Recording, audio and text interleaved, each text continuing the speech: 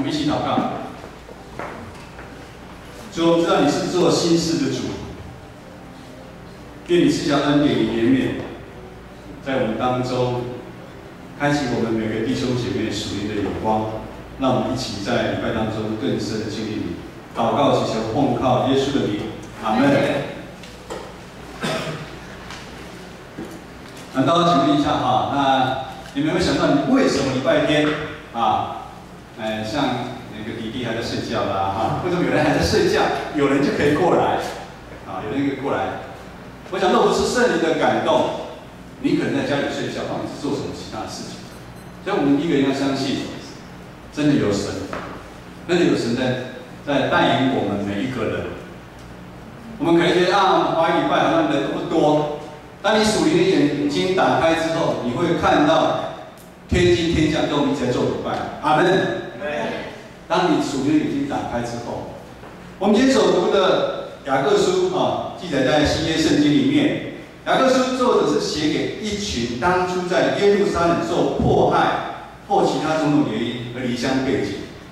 我想大家如果跟着新眼光读经的话，如果第一季还没跟上，你真的要跟上。你会慢慢觉得，其实外面的学习是给你很多的聪明，但是圣经会给你很多的智慧，很多的智慧会带领你在工作上面，会带领你在生活上面。所以你会不会觉得说，我来这边是偶然的？甚至你会不会觉得说，我得这个奖是偶然的？我做的怎么样，成功的是偶然的？你绝对不会有这样的想法。我们先谈谈他这个雅各书的背景哈，他是写给一群犹太基督徒。之前牧师有解释过，有犹太人、犹太基督徒，还有外邦基督徒。哦，就是有一些人本来是犹太人，后来他们信了耶稣，就叫犹太基督徒。这一群犹太基督徒，他们因为在原来的地方耶路撒冷受到迫害，他们就到地中海那边去，原来那边可能去讨生活，或者是其他的原因，就在那边。就很像我们所谓的，每次在双十国庆的时候，从世界各国回来的人，我们称它为什么？华侨，所谓的华侨，可能是马来西亚的华侨，或者是美国、加拿大哪里的华侨。这一群居住在外地的犹太基督徒，他们脱离犹太人的律法诫命的辖制，他们重新在信仰上面得到自由。他们是一群白白蒙受恩典得救的罪人，和现在的我们是一样。我们也是一个，我们尤其在整个台湾里面，世界各地其实都一样，基督徒永远都是少数。所以能被拣选成为基督徒，我们自己称为我们是一个蒙恩的罪人。我们再看看当时的基督徒，他们不管是留在耶路撒冷，或者是在外地工作的人，他们的生活都非常的艰辛，非常的困苦。也因为生活困苦，以至于他们在信仰上面就遭遇到很大的考验。雅各书就是在这样的情况底下，他写给那些散落在世界各地的这些犹太基督徒。雅各对他们劝勉什么？因为这些犹太基督徒他们在外面所做的一些行为，他们离开了信仰的教导，他们的行为让许多弟兄姐妹跌倒，甚至他们的所言所行比非基督徒还糟糕。他们过分强调财富，人就是这样。当你穷怕了，当你一直追求有的时候，那个是一种诱惑。在那个时候也是一样，他们强调财富，而做出一些让人想不到的事情。那时候的会堂，那时候的教会受了社会的影响，他们离开了真理的教导。有钱的弟兄姐妹坐前面，像这些都是有钱的，有钱人还有年轻人就坐后面，年轻人坐后面。成功，财务的成功成为他们外显的一个指标，财务也是他们唯一的安全感。他们有钱，他们才安全感。传道以前还没有信主之前，好像我一天不赚钱，我也没有安全感。财务是我唯一的安全感人他们的心不断的增长，永远无法满足，多还要更多，内心充满了私欲。当你内心充满了很多的私欲的时候，自然而然就会散发出来，就会从嘴巴转出来，以至于在教会里面，很多人就是传舌，讲的有的没有都有传舌。啊，那个人怎么，那个人怎么样，以至于很多弟兄姐妹大家都不太相信对方，大家都受伤了。教会内很多孤儿寡妇，很多穷人，没有人理他们。教会已经失去它成为教会，而是变成教会，变成社会。他们听到却无法行道出来，听是一回事，做又是一回事。以至于今日我们所读的雅各书，他说出一段至理名言：信心也是这样，若没有行为是死的。有信心没有行为，这样的信仰团体有什么益处呢？其实这是一段非常挑战的一段话，不只对当时，也是对我们现在。我们看着肢体之间有人吃不饱穿不暖的，而我们却说愿你平平安安的去吧。这是一个光说不练的一个行为。雅各书的挑战是要我们拿出具体的行为去支持受逼迫、需要帮助的人。日光底下没有新鲜事，现在的教会一样遇到世俗化的危机，社会价值观已经渐渐入侵我们教会。因为在座大部分的人，从礼拜一到礼拜五，我们都在活动的范围都在这个世界。不管你是在学校，你在公众场所，你生活周边都是非基督徒的世界。我们就如同我们基督徒，现在的基督徒，如同那时候我们是散居在这个世界每个角落的外国人一样。我们只有礼拜六、礼拜天才回来教会，但平常的时间呢，我们完全沉浸在这个世界。我们跟着这个世界的价值观潮流在走，这是我们大多数人目前所面对的一个困境。马太福音书6章24节这么说：一个人不能侍奉两个主，你不是恶这个就是爱那个，你不是重这个就是轻那个，你们不能侍奉神又侍奉马门，马门就是财富。与世界为朋友，就是以基督为敌，这个都是非常大的挑战。已经信主了哈，你的朋友、你工作的朋友或者你的朋友，知道你是基督徒的请举手。感谢主，几乎都知道哈。可是我们常常在社会上有很多人将基督徒的身份隐藏得非常好，让人认不出来他是基督徒，因为他的行为有时候比基督徒、非基督徒还糟糕。我们是一群天国的子民，我们在世界上做工作盐。但我们已经成为礼拜天的基督徒，而忘记了我们是一群蒙恩得救的基督徒身份。我们蒙恩的身份绝对不是白白得来的。有人可能说我从小就是基督徒啊，可是你要知道，有人从小基督徒，有人已经离开教会了。我们的得救的身份绝对不是白白得来的。我们这个身份也不是像路边摊在叫卖那种很便宜的东西。路边摊摆了7、8张，大家都不想买。其实有的东西不错了，它都稍微擦拭摆好一点。就像我以前在做行销一样，其实有的东西你稍微整理一下，人家就觉得是宝贝。但是我这样讲是我们得救的这个身份，绝对不是像路边摊那种喊价的。我想大家去夜市或者是中南部以前去玩的时候，你看他出50块，他不要，当你要走了，他说。好了，那60块好了，要不然你再加10块啊！一直跟他喊来喊去。我们不是叫卖，我们的身份绝对不是用来像那个路边摊这样叫卖来叫卖去的。我们的身份是上帝用他自己的独生爱子耶稣基督，他被钉在十字架，用他的宝血把我们拯救过来的。这是要牺牲生命才能得到的身份。在2000多年前，罗马政府统治的犹太人。他们殷勤期待弥赛亚降临，拯救当时他们受难的百姓。在节期的时候，许多犹太人从他们世界各地，他们回去耶路撒冷过节。我想这段故事大家可能都有听过。当他们回去过节的时候，他们听到耶稣要到耶路撒冷，他们就拿了棕树枝，来那个摇一下，你们2个拿了棕树枝，来摇。对，大声摇一下啊！他们两旁的人就铺上衣服，放上树枝，一直摇，就喊着和散那以色列的王，奉主名来的是应当称颂的。他们迎接他们的王，但是没有多久，这一群人，因为他们觉得耶稣不是他们所期待的王，他觉得他们的王应该是要来推翻罗马政府的，是来征战的。因为耶稣不符合他们的期待，他们就将耶稣交给比拉多，以至于在这些人又喊着说：除掉他，除掉他，要把耶稣呢钉在十字架上。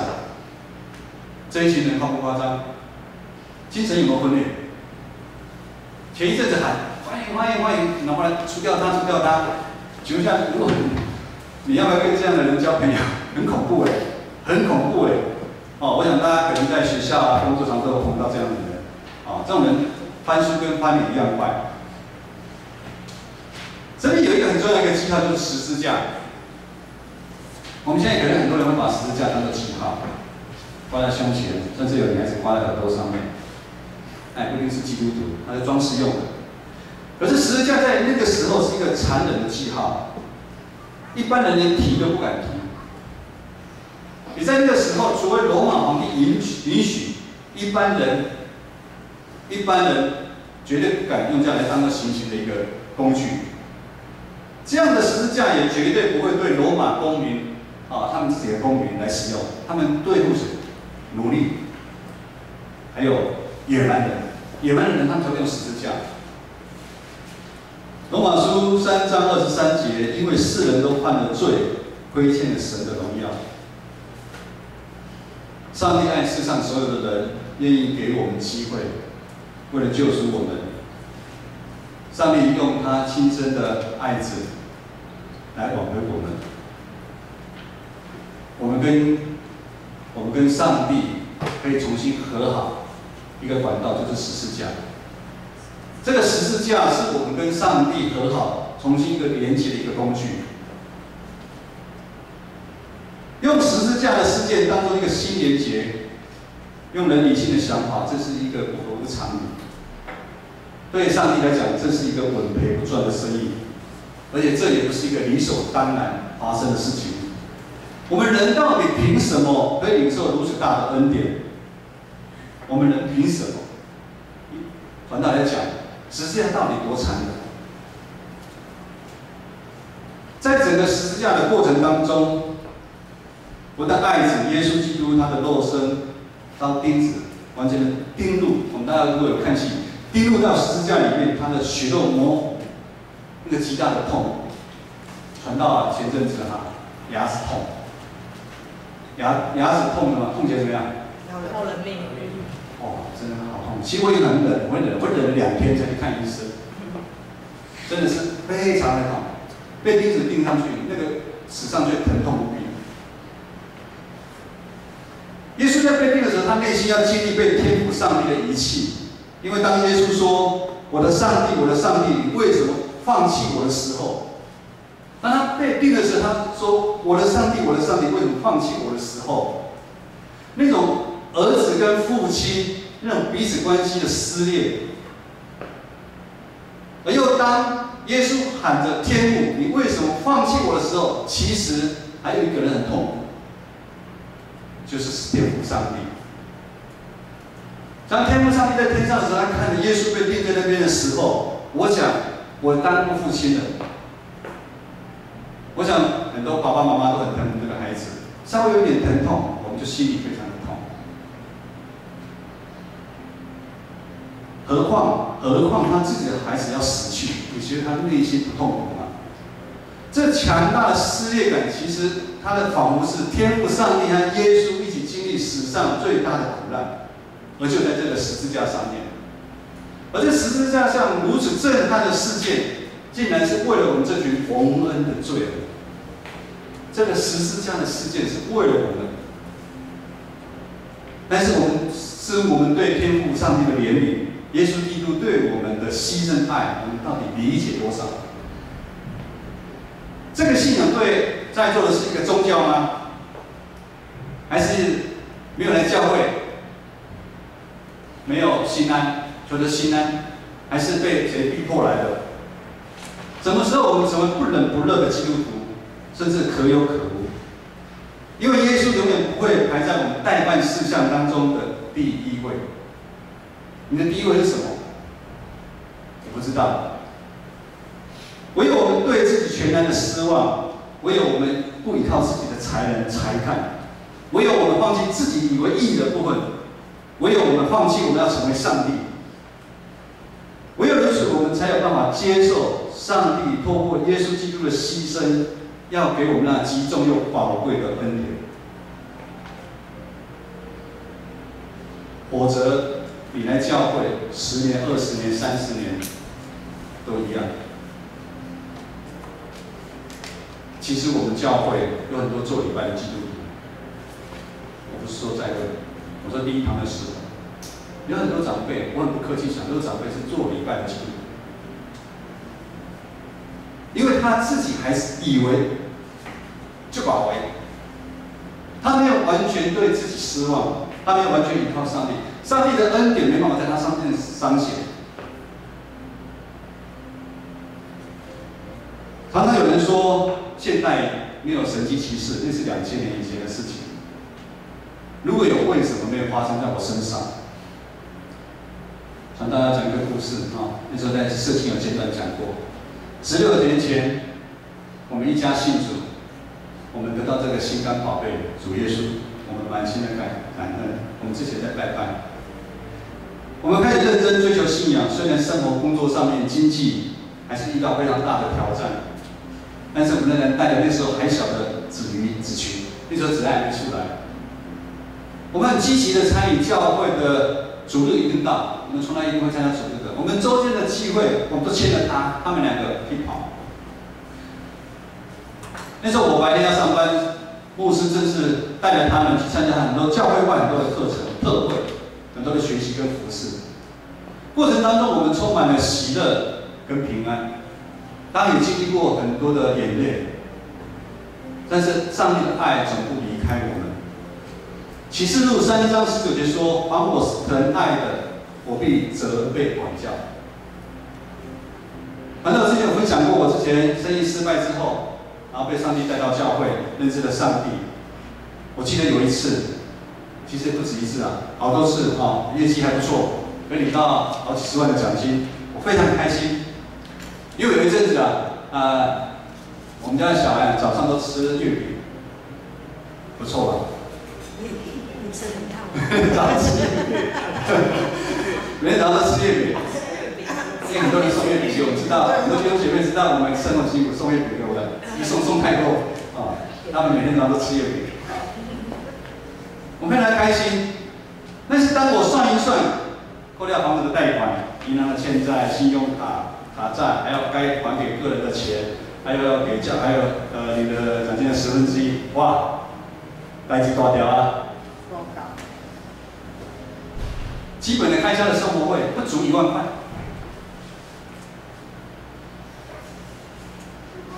这个基本的开销是什么？基本的孩子还是有一些学习嘛哈，当然有断掉很多了啊，有些学习，还有3餐要吃的饭钱啊。看一看银行那些欠债那一定要缴纳的一定要还的只有是1/10奉献这个还点给，好像是这样子。但是1/10的奉献是从我们进教会受洗之后，我们所受的教导，也是我们一路走来，我们深深经历上帝是又真又活的上帝。他的恩典一直在我们当中彰显。马拉基书3章10节这么说：“万军之耶和华说，你们要将当纳的1/10全然送入仓库，使我家有粮，以此试试我，是我为你们敞开天上的窗户，请福于你们，甚至无处可容。”我们相信上帝绝对不会让我们要巴豆的。我一领到奖金，一领到薪水，我就很有平安的，就将1/10奉献给上帝。我们今天的主题叫做听到就要行道。信心要是没有行为，它是死的，对我们有什么益处呢？在很短的时间，有一个和牧师在校园彩虹妈妈讲故事的一个同工，一个爱主的姐妹，特别来找牧师，她说：“上帝感动我，要给你5000块，而且跟他讲，你不要拒绝哦。我想托人家给你钱，你会拿吗？会拿的。我刚来教会的时候，很多人要帮我，都拒绝了。”不能拒绝，哇！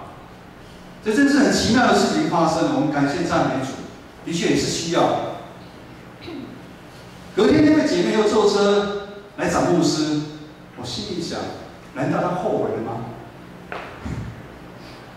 这个姐妹说：“这边还有5000块，上帝那时候感动我要给你1万块。”我软弱，我想5000块应该就过了。我昨晚整晚睡不着，我一大早坐计程车把钱送过来。各位弟兄姐妹，我们的上帝绝对不是2000年以前的上帝，也不是很多弟兄姐妹甚至长辈他们所认识的上帝。我们的上帝，你要自己去经历。我们的上帝是现在依然存在的上帝。阿门。当我们开始不会依靠自己的才能，当我们愿意用信心勇敢踏出去，用行动来回应他对我们的爱的时候，你们就会看我们一样，还有那位姐妹，我们一样经历上帝的神迹奇事。从信主一直到现在，我们一家一直不断的在经历神迹奇事，经历以马内利的上帝。来建成教会，其实我们开始经历很多的神迹奇事。我也相信在座的你愿意踏出去，你愿意敞开你的心胸，你一定可以经历到神迹奇事。这礼拜开始进入受难周，可能对很多人不一定有很大的意义，但是对我们基督徒，这个节庆非常的重要。我们在礼拜晚上在台北中会，在大稻埕教会，我们在整个中区，台北中会目前有100间教会。我们每一区有20间教会，我们这20间的教会，在那边举行了耶稣基督受难礼拜。我们要知道，如果没有耶稣的牺牲，我们就看不到盼望。当上帝耶稣降世成为人，然后再主动走向十字架受死，当他复活之后，他又从人变为上帝耶稣，他带给我们无限的盼望。他现在就像坐在天父上帝的右边。我们建成教会新的意向，我们要成全众圣徒，万民皆祭司，每一个人都是。我们开始要从读经祷告开始。基督徒如果不读经祷告，我不晓得为什么叫基督徒。我以前在做业务的时候，我在做房地产的时候，我们叫做开门3件事。也就是你去公司上班你要先做这3件事开发、议价、销售，叫什么？大家可能听不懂。开发你就是要找案子进来，你要去销售，你要去跟屋主议价。也就是说，你要当房地产的行销人员，你就要做这3件事情。我想这边有很多专业人才，很多的事情是你一定要做的，你一定要练习的。那基督徒也是一样，读经、祷告，这个是最基本的。第2个，委身服侍；第3个，彼此相爱。这就是我们建成教会在回应耶稣基督钉在十字架上对我们的爱。我们第一，我们要用上帝的话当做我们生命的根基，不是哪一个人。今天的新眼光读经第1季已经要结束了，你有跟上吗？如果没跟上，第2季都还来得及。第2季开始，我们一定要通过上帝的话，我们默想，我们灵修。当我们一大早起来，我们读经、默想、灵修之后，我们再去上学，我们再去工作，我们再去做任何事情，你一定会经历到很多的见证。第2个委身的服事，我们有看到我们第2季的侍奉表出来了。我们看到那么多的弟兄姐妹，你看我们外山招待10几个弟兄姐妹，招待也是一样，很多的地方，我们那么多的弟兄姐妹，他们成为我们很好的榜样。还有在主日礼拜当中，我们有看到很多各团契、音控、招待，很多弟兄姐妹在各团契的委身，我也看到博彦跟心如很花时间来陪这些孩子，陪他们打球。我们在周间有银华出或出兵，其实我们很多同工都很感动。你看丁信的爸爸妈妈，他们周间要从他们住的南坎，然后来到这边，然后再服侍那些长辈们，然后再回去。然后周间很多的长老，很多的执事，为了事工，放下手边的工作，像会长老，我先举一个，还很多常常在山上有工程，因为我们这边要装什么，就从山上平安过来，看着工人弄完之后，他再跑回工地。很多的同工就是这样子，放下手边的工作我们上个这个礼拜二也是我们的那个就是爱，妈妈我们也放下那个放下工作，然后跟我们去野外礼拜的场刊。看很多的弟兄姐妹这样的服侍，牧师传道都看得非常的感动。求主纪念每一个在当中服侍的弟兄姐妹，还有很多社青在儿童组织学的服侍等等。第三，我们彼此相爱。新的年度，我们看到教会做了很大的一个改变、调整。我们做这些改变，我们都希望帮助我们更亲近上帝。这边可能有硬体设备的，也有可能软体的部分的。我们每一个年龄层，我们都要兼顾到。我们学龄前的孩子，我们要兼顾到他们。我们会很快，我们B1在下一次的长执会通过之后，我们就开始施工。希望大家在这样的一个教会，在往前的当中，我们要用更多的爱来给这些服侍的同工鼓励他们。一个教会要复兴，其实不是很难。在我经过的教会，就像我们今天新的诫命一样，耶稣在最后晚餐，他讲了一个新的诫命。其实我们真的不用去外面多参加什么从韩国来的什么计划，什么幸福的、温馨的什么策略。他说了一条，你要彼此相爱。你不常吗？其实我们只要彼此相爱，教会自然就会复兴了。我在我之前的母会就是这样的，非常的彼此相爱。之后，上帝就一直把人带进来，人到哪来我们不知道，就一直带人进来，因为你才有办法去服侍这些弟兄姐妹。可是，当我们建成教会，如果我们还不够彼此相爱的时候，上帝不会把人丢进来。可以了，我们可以用一些策略，用一些方式，把很多人把朋友硬拉进来，但是那个生命的根基不稳，很快就跑掉了。所以我们在唱这首让我这首歌，我们每一个人都是耶稣用十字架上的血重价救赎的。传道知道你们目前每个人情况如何？是开心、幸福，还是走在人生的十字路口上面，满身的伤痕、泪水？我们都经历过，耶稣也更经历过。只要愿意将心敞开，耶稣不要医治你，不要安慰你，只要你单单的相信他，因为我们都是他尊贵的儿女，我们都是他用重价赎回来的。只是有时候我们忘记了我们自己的身份。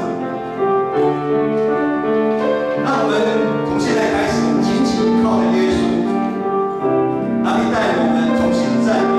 而且圣经保卫说，要用说不出的叹息，为我们在座每一个人来祷告。我们起立来唱这首歌。